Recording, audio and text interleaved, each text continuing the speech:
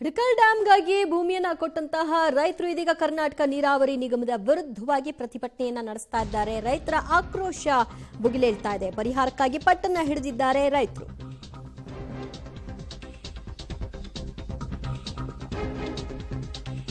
Hidkal dam ಹಿನ್ನೆಲೆಯಲ್ಲಿ ಕರ್ನಾಟಕ ನೀರಾವರಿ ನಿಗಮದ ವಿರುದ್ಧ ರೈತರ ಆಕ್ರೋಶ ಮೊಳಗಿದೆ. ಪರಿಹಾರಕ್ಕಾಗಿ ಪಟ್ಟನ್ನ ಹಿಡಿದಿದ್ದಾರೆ. ಜೊತೆಗೆ ನೀರಾವರಿ ಇಲಾಖೆಗೆ ರೈತರು ಮುತ್ತಿಗೆ ಸಹ ಹಾಕಿದ್ದಾರೆ. ಜಾನುವಾರುಗಳ ಸಮೇತ ಮುತ್ತಿಗೆ ಹಾಕಿರ್ತಕ್ಕಂತಹ ರೈತರು ಹುಕ್ಕೇರಿ ತಾಲೂಕಿನ ಮಾಸ್ತಿ ಹೋಳಿ ಗ್ರಾಮದ ರೈತರಿಂದ ಆಕ್ರೋಶ ವ್ಯಕ್ತವಾಗ್ತಾ ಇದೆ. ಹಿಡಕಲ್ ಜಲಾಶಯದ ಹಿನ್ನೀರಿನಲ್ಲಿ ಭೂಮಿ ಕಳೆದುಕೊಂಡಿರ್ತಕ್ಕಂತಹ ರೈತರು ಪರಿಹಾರ ಬೇಕು, ನಮಗೆ ಪರಿಹಾರದ ವಿಷಯದಲ್ಲಿ ಸೂಕ್ತ ವ್ಯವಸ್ಥೆ ಆಗಬೇಕು ಅನ್ನೋದು ಅವರ ಬಿಗಿ ಪಟ್ಟಾಗಿದೆ. ಸುಮಾರು 394 ಎಕರೆ ಭೂಮಿ ಪ್ರದೇಶಕ್ಕೆ ಪರಿಹಾರಕ್ಕಾಗಿ ಅವರು ಆಗ್ರಹ ಮಾಡ್ತಾ ಎತ್ತುಗಳನ್ನ ತೆಗೆದುಕೊಂಡು ಬಂದು ಪ್ರೊಟೆಸ್ಟ್ ಅನ್ನ ನಡೆಸಿದ್ದಾರೆ. ಹೈಕೋರ್ಟ್ ಆದೇಶವಾದರೂ ಕೂಡ ಪರಿಹಾರ ನಮಗೆ ಸಿಗ್ತಾ ಇಲ್ಲ. ಕೋರ್ಟ್ ಮಾತಿಗೂ ಕೂಡ ಇಲ್ಲಿ ಬೆಲೆ ಇಲ್ಲ. ಪರಿಹಾರ ಬಾರದಿದ್ರೆ ಅಹೋರಾತ್ರಿ ಧರಣಿ ನಡೆಸಬೇಕಾಗುತ್ತೆ ಅಂತ ಎಚ್ಚರಿಸಿದ್ದಾರೆ.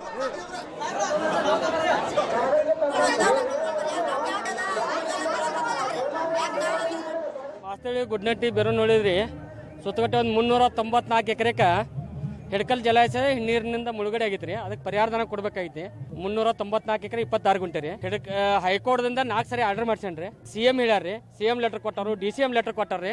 ಮುಂದೆ ಪ್ರಿನ್ಸಿಪಾಲ್ ಸೆಕ್ರೆಟರಿ ಹಿಂದಿನ ಎಮ್ಡಿ ಈಗಿನ ಎಮ್ಡಿ ಅಲ್ರಿ, ಹಿಂದಿನ ಎಮ್ಡಿ ಹೇಳ್ಯಾರು, ಎಲ್ಲಾರು ಹೇಳ್ಯಾರ್ರಿ. ಮುಂದೆ ಡಿಸೆಂಬರ್ 21 ಬೃಹತ್ ಪ್ರತಿಭಟನೆ 6 ವರ್ಷ ಆತ್ರ ನಮ್ಮ ಭೂಮಿ ಹೋಗಿ ನೀರಾಗೈತ್ರಿ. ಭೂಮಿ ನಮಗೆ ಹೊಟ್ಟಿಗೆ ಕೂಳಿಲ್ರಿ, ತಿನ್ನಾಕ ಕೆಲಸ ಇಲ್ಲ. ಮಾಡ್ಯಾವಂದ್ರ ಭೂಮಿ ಬಿತ್ತಿತ್ತು ಅಂದ್ರ ಭೂಮಿ ಕುಲ್ಲ ನೀರು ನಿಲ್ಲಿಸಿದಾರ್ರಿ. ಮಾತ ಎಂದ ನಾಳೆ ರೊಕ್ಕ ಕೊಡ್ತಂದ ರೊಕ್ಕ.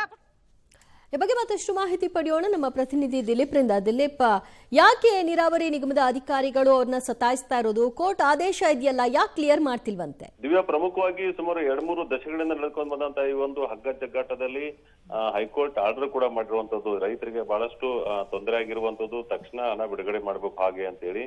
ಆದ್ರೆ ನೀರಾವರಿ ನಿಗಮದ ಕಚೇರಿ ಅಧಿಕಾರಿಗಳು ಒಂದಿಷ್ಟು ಮೀನಮೇಷ ಅಂತಿದ್ದಾರೆ. ಯಾಕೆ ಅಂತಂದ್ರೆ ಇದು ಒಂದಿಷ್ಟು ದಾಖಲಾತಿಗಳು ಸರಿ ಇಲ್ಲ, ದಾಖಲಾತಿ ಕೊಡ್ಬೇಕು ಹಾಗೆ ಅಂತೇಳಿ ವಿನಾಕಾರಣ ತೊಂದರೆಯನ್ನ ಮಾಡ್ತಾ ಇದಾರೆ ಅಂತೇಳಿ ಸುಮಾರು 200-300ಕ್ಕೂ ಹೆಚ್ಚು ಜನ ರೈತರು ಈಗಾಗಲೇ ಬಂದು ಪ್ರತಿಭಟನೆ ಮಾಡ್ತಾರೆ. ಮತ್ತೆ ಕೋರ್ಟ್ ಆದೇಶ ಆದ್ರೂ ಕೂಡ ನಮಗೆ ಪರಿಹಾರ ನೀಡ್ತಾ ಇಲ್ಲ ಇವರು ಅಂತ ಹೇಳಿ ನೀರಾವರಿ ನಿಗಮದ ಅಧಿಕಾರಿಗಳ ಮೇಲೆ ಒಂದಿಷ್ಟು ಹಿಡಿ ಚಾಪ ಹಾಕ್ತಾ ಇರೋದು. ಜೊತೆಗೇನಂದ್ರೆ ಬೆಳಗಾವಿ ಜಿಲ್ಲಾ ಉಸ್ತುವಾರಿ ಸಚಿವರ ಕ್ಷೇತ್ರದಲ್ಲಿ ಇರ್ತಕ್ಕಂಥ ಏನು ಯಮಕನಮಡಿ ಭಾಗದಲ್ಲಿ ಇರ್ತಕ್ಕಂಥ ಈ ಒಂದಿಷ್ಟು ಗ್ರಾಮಗಳು ಈಗಾಗಲೇ ನೀರಿನಲ್ಲಿ ಮುಳುಗಿರುವಂತದ್ದು. ಬಹಳ ದಿನಗಳಿಂದ ಈ ಒಂದು ಹೋರಾಟ ಮಾಡ್ತಾ ಇದ್ದಾರೆ, ಆದ್ರೂ ಕೂಡ ಯಾವ್ದು ಪರಿಹಾರ ಸಿಗ್ತಾ ಇಲ್ಲ.